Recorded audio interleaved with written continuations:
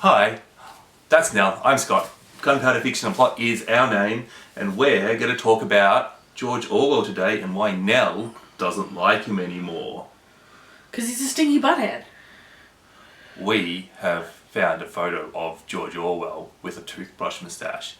If you don't know what a toothbrush moustache is, that's because since 1944, its name has been changed to the Hitler moustache. Conspiracy? George Orwell killed an elephant. And this is something that I will never forgive. So everything that he wrote that was on my TBR is now off my TBR, and I no longer care to participate in any George Orwell propaganda. So if you don't know, George Orwell wrote an essay called How to Be an Asshole. Shooting an Elephant. Anyway, it details a story that is based on his real life experience where he shot an elephant. People have questioned whether he actually did shoot the elephant. But his wife said, stop questioning it, of course he did. And basically, we think he shot an elephant. He shot an elephant and he then proceeded to make money off it by writing a book about it, because he's a scumbag. He was paid to shoot it in the first place because he was a member of the British gross. Army. It's just so much gross. I just can't deal with it. It's just, I hate him now and I can't read his books. It's actually quite problematic because George Orwell, while he has all these great ideas about socialism and he's very anti-authoritarian and he's really trying to get people to know the difference between communism and socialism, which is something that people just don't get. And it's such an important topic and he's such a good writer. But he was part of the British Army in Burma. He was certainly not very good with women, and he killed an elephant. Yeah, the elephant was definitely the final straw. For me personally, I'm sure that you all think I'm being ridiculous, but for me personally, elephants are just... They're so amazing. They're better than human beings, and if you kill one, I hate you. End of story. It's my personal values. It's a line in the sand. Thou shalt not cross. That's it. If you kill an elephant, you're an unperson. Oh my god.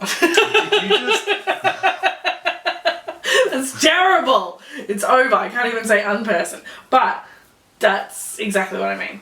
I just don't double think that.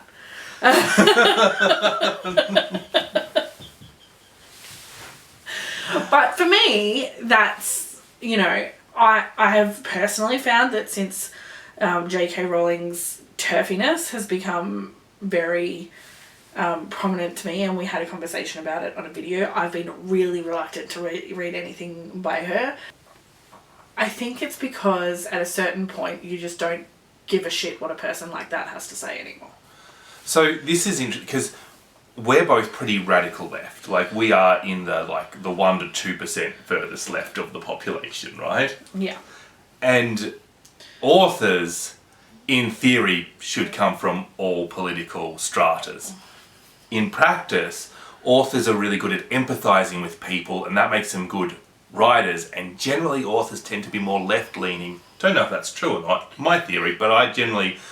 I don't think that's why they're left-leaning. I think it's because they're more academic and intelligent, and so is the left. Yeah, but people who read books, I generally find them more left-leaning than people who don't. Especially good books. Especially good books, especially books that would be considered literature as opposed to something else. Some kind of space detective man. Yes. We wouldn't want you to be a wizard detective. That certainly wouldn't make you left-wing. Anyway, so it's really weird that we can have this... I mean, because J.K. Rowling and George Orwell are both clearly on the left, but they're not as far left as either. But left doesn't mean... Being on the left doesn't mean that you're infallible and a good person. No, it doesn't. It's purely... Left-right is purely economic theory, and yes, there is the suggestion that if you're a leftist, you are theoretically more compassionate. and that makes you a better human being, in my opinion. If you're only compassionate to human beings and you think that it's okay to shoot elephants, then you're a shit human. If you're only compassionate to human beings that you understand their gender expression, then you're a shit human. Like, I actually really don't like some lefties that only have some values and not other values. I think the whole point of being a sympathetic, empathetic person is that you look at the most vulnerable and the most needy, and that you're the most empathetic towards them. And that's why I have a huge problem with, like, the Democratic Party, the Labour Party. yeah, but I mean, like, this isn't actually supposed to be a political discussion. No, sorry. What we're actually talking about is the separation of art and artist, and at what point does the artist being an asshole make the art less valuable? And I think on a personal level, if you no longer care what that person has to say because their values have clearly demonstrated to you personally that they're shit, I think that's one level. But, like, as a community, should we be rejecting art created by people who are assholes? Well, then that asks the question, what is an asshole? Well, I think someone who shoots an elephant is clearly an asshole. Yes, but now I'm going to defend Orwell for a bit. Not to flog a dead horse. But yes. Did Orwell do flog a dead horse, or was that Shakespeare? Anyway. Now, not to defend Orwell, but the elephant that he shot, according to reports, was a danger and was charging at people and stuff. Now, yeah. You and I have actually had this conversation off camera, and I can unreservedly say that I value that elephant's life more than I value the humans it threatened, and therefore shooting it because it threatened human life is not an excuse. I don't expect everyone to agree with me on that particular statement, but that's my personal values. Additionally, there are non-violent ways to keep elephants out of human spaces. Mice and bees. Particularly bees. If you follow Bees for Elephants and Honey for Elephants, excellent organisations. I'd like to just randomly segue here. Nell, why do you love elephants so much? Why are they cool? Oh, they're so amazing because they love each other. They love each other way better than humans love each other.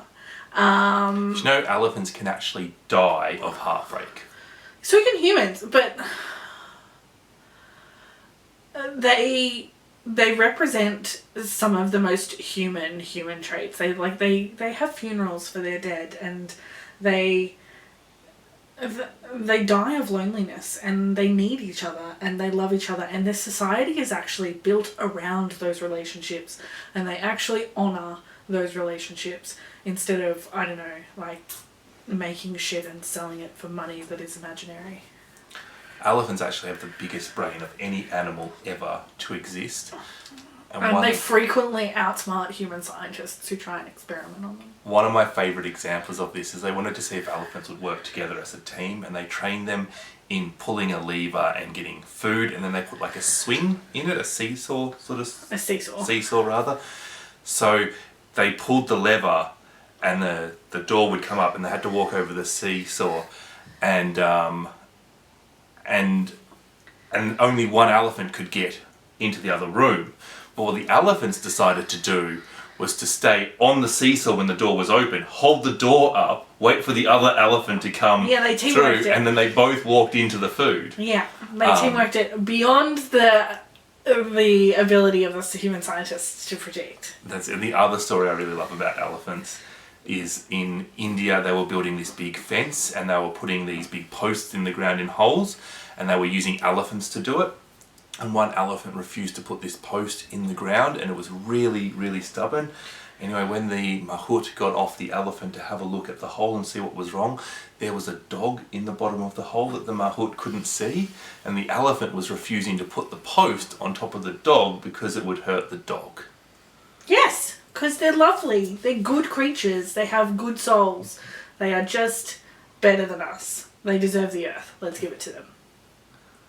Okay. Anyway, let's go back from Nell's elephant welfare cause and back towards books and Orwell. So you have decided not to read anything Orwell has to say. It's not even really a decision I made. I just don't care what he has to say anymore. It's like he killed my mother. Like, I no longer give a shit what he wrote about. Do you know what I mean? Like, if someone committed a crime that you found completely reprehensible, that hurt you personally, would you read their novels? No. And that's the emotional reaction I've had to finding out that he's killed an elephant. Like, he's essentially become Hitler. And the only reason you'd ever read anything written by Hitler is to try and figure out what makes someone so evil.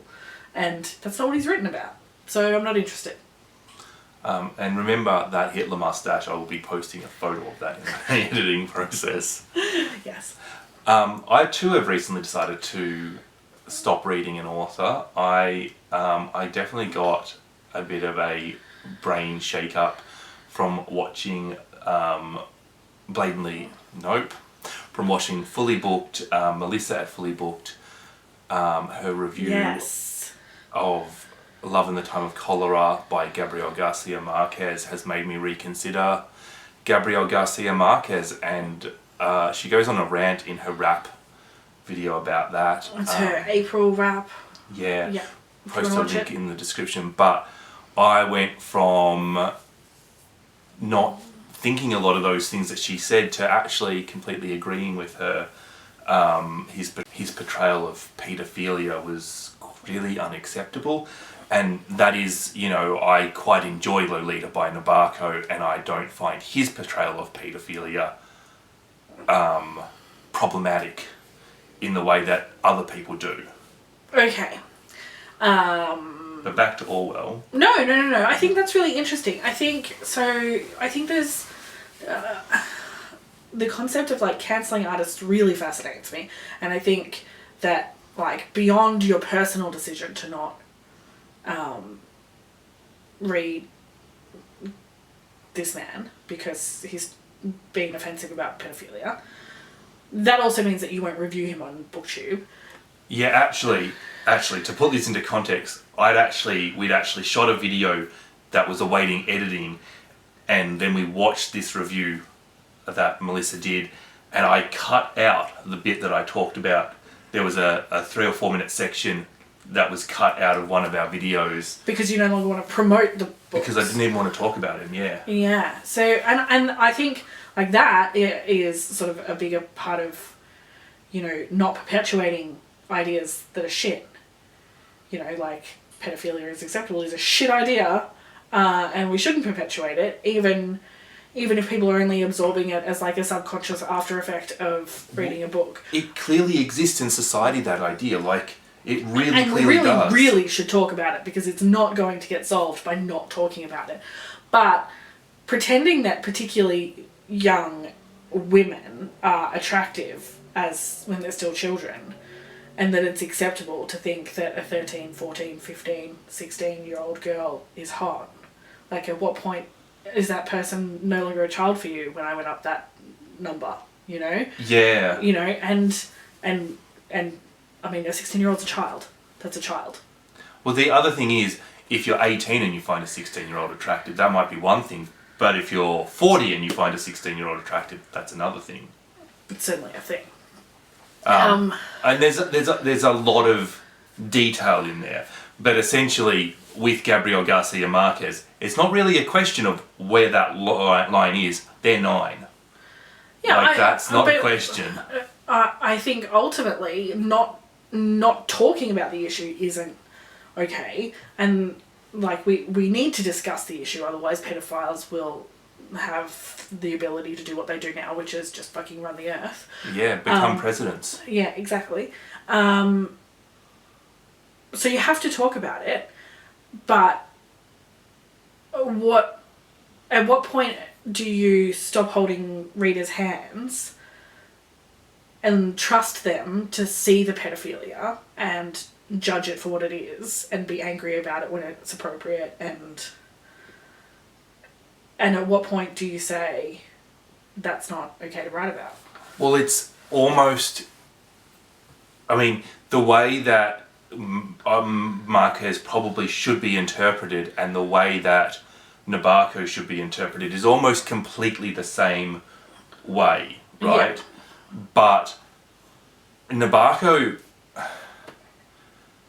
it's just so clear with that book that he's constantly trying to trick you into thinking she's a girl and then reminding you she's a girl. It's constantly trying to point out that this is normal, no, this is fucked up. That's what he's doing, right? Yeah. Whereas Gabriel Garcia Marquez is not doing that last, no, this is fucked up. He's just going, oh, look, it's normal, and you're meant to do that yourself, right? Yeah, so it's a matter of distrust of the reader to get the point.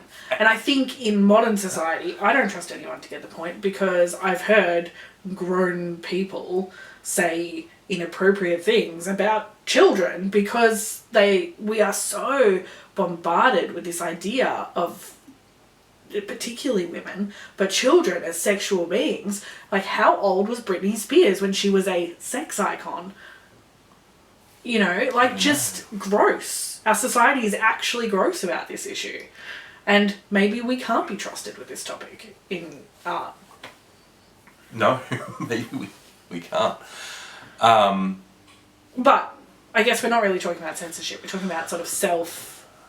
So, but here's the difference. I have cancelled an author based on his writings. Yeah. You have cancelled an author based on his actions outside of writing. Yes. So I feel that my decision, there's no question of separating the art from the artist here because I am judging it on the art. Yeah, for sure. You, on the other hand, there's no question that you are not, like, you are blurring those lines together. Oh, for sure. And it comes from my own personal choice. I definitely don't think that I would stop anyone else from reading, or I would not even object. Like I might, if someone was reading J.K. Rowling, I would probably want to give them some kind of content warning that she's fatphobic, anti-Semitic, and doesn't like trans people. I would probably mention those things.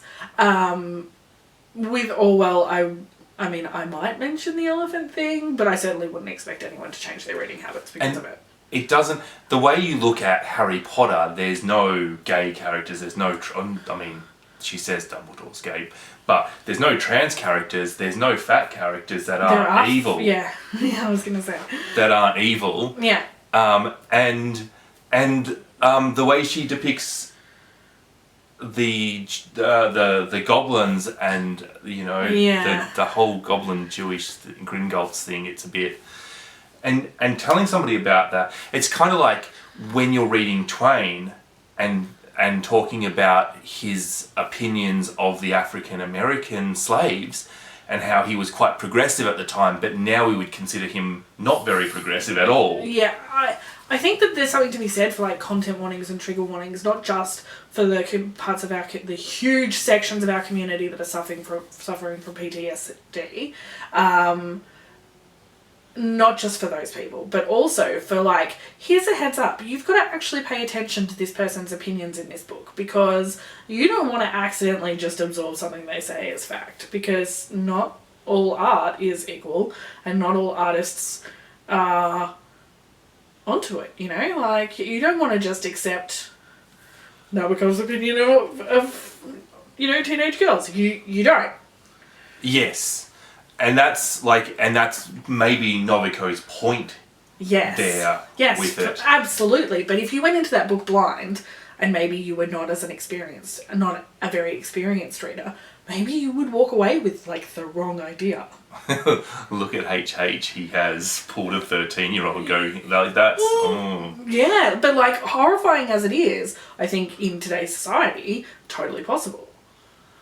Yeah. Look, to bring it back to Orwell again, that is another author that people, you know, Orwell was anti-communist, but he wasn't anti-socialist, and the amount of people out there that do not know the difference between the two and think that Orwell was anti-socialist when actually he was pro-socialism. Which is just not enough for me either. Like, let's be fair, as far as like the left to right scale, it's very easy for me to dismiss Orwell. He is to the right of me. Well, yeah, he may be, but his critique of communism is actually quite valid. He's not actually critiquing communism, he's critiquing authoritarianism. Yes. But he's saying that that's inherently part of... He's saying don't trust the power, people, like... Which you should never in any system. Yes. And that should be ultimately it. But when we're talking about the healthcare debate in America and Animal Farm gets brought up as an argument against healthcare, you're like, what? Yeah, but people don't always interpret it correctly because not everyone is as smart as me. I think definitely the alt-right will just interpret what they want to see rather than what's actually there. And we all have confirmation bias. Like, that is a human characteristic. You know, so, you know, you don't want to be attaching spoilers to books to help people, you know, spoon-feed them literature. But at the same time, some sort of, like, where is the responsibility that this information is not disinformation, because we're talking about fiction. Yes. Sorry.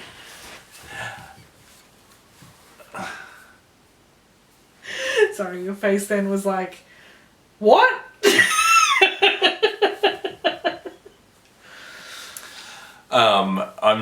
You know, this isn't rehearsed and my brain is like, come on, keep turning.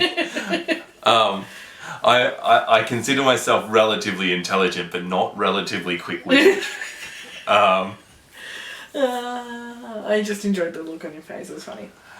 Yeah, it does, but it does bring back that idea of all authors have bias, readers have bias, and you have to find a way to put them both aside to see what the author's saying. And I think that's I remember in school a lot of what we talked about was like context and bias and being able to analyse a piece of whatever kind of writing for those things, as well as what you bring to it, so that you can pick out those things. And I don't necessarily think that there's enough focus on those sort of ideas in general when we're talking about work and art and So I want to bring back, you're going to cancel Orwell. You're not going to read any more Orwell because you killed an elephant. I'm just not interested. You have a real problem with J.K. Rowling because she's a TERF. Yeah, I believe I will still read. There are 2 books that I have planned of hers to read. But they're more from the Hitler point of view of this is fucked up. Yeah, it really is. It's because I'm reading the first one because in the second book of her Cormoran Strike series, she discusses trans issues. And I am really interested to see that for myself. I'm really interested to see that for myself. And to be honest, I could read Orwell's Elephant essay with the same sort of line, except I personally cannot read about the death of an elephant. I will not cope. Yes. But with Turfy McTurf Lady, I that's the reason I will read her thing. The reason I brought up Right and Left originally with this was that while Rowling's is a TERF, she's also done amazing things for people who are impoverished. She has furthered the feminist cause, and she's done some very good work in with having some very damaging opinions about TERFs, about trans people rather. And are you throwing the baby out with the bathwater? The same with Orwell, you know. Look, not every human being is 100% awesome. And except maybe me. But the other thing is, you're currently reading Little Fires Everywhere by Celeste Ng. Now, I don't know anything about Celeste Ng, but I bet you if I Google enough, I'll find something that you don't like about her. Yeah, but there's a difference between I don't like something about her and she's a massive bigot. So you don't want to read work by massive bigots? I'm not interested in the opinions of massive bigots. So it is only the opinion of bigots. So what do you consider a bigot? And certainly a lot of older writers, their depiction of slavery and the black population but see, that has a historical interest for me.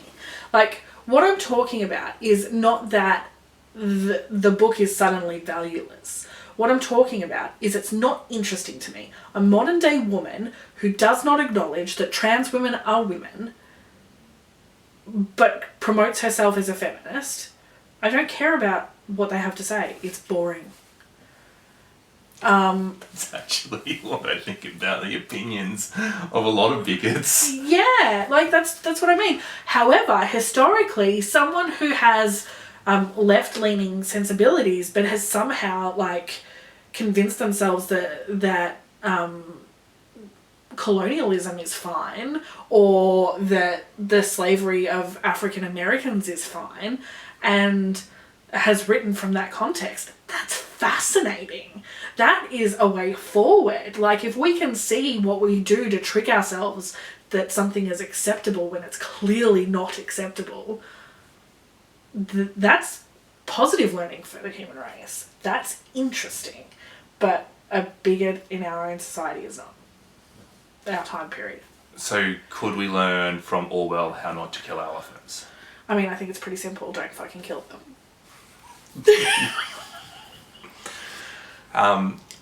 We're going to wrap it up there. Have you guys, are there any authors that you don't read? Are there any authors that you think Nell and I should avoid because neither of us like bigots? Tell us who's bigoted so we can avoid them. Yeah, that sounds horrible, but begin the list below. Begin the list, yeah. Alright, we've been Gunpowder Fiction and Plot. Remember, ideas are powerful. They're more powerful than your shit bigoted opinions. Yes! And I forgot to say, like, comment, subscribe, hit the bell.